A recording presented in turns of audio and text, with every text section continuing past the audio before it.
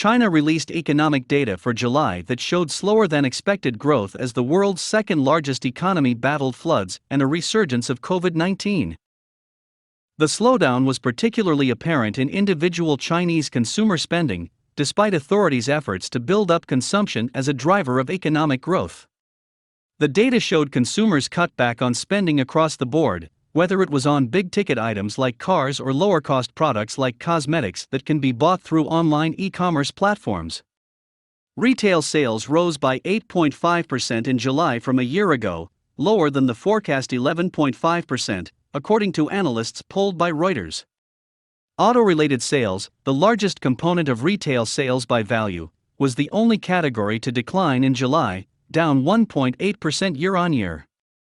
The cosmetics sector was one of the slowest growing categories, and sales grew just 2.8% in July from a year ago, versus growth of 13.5% in June. Online sales of physical consumer goods rose by 4.4% in July, far below an average of about 21% for the past 5 years, according to CNBC calculations of official data. Bruce Pang, head of macro and strategy research at China Renaissance, attributed the sharp drop in online sales to massive shopping promotions in June, which were followed by logistics disruptions amid COVID-19 travel restrictions, floods and typhoons in July.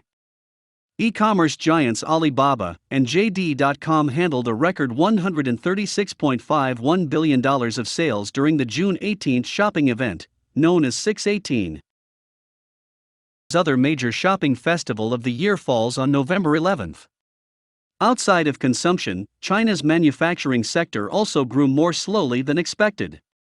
Industrial production grew by 6.4%, also below expectations of a 7.8% year-on-year increase in July, according to the Reuters poll.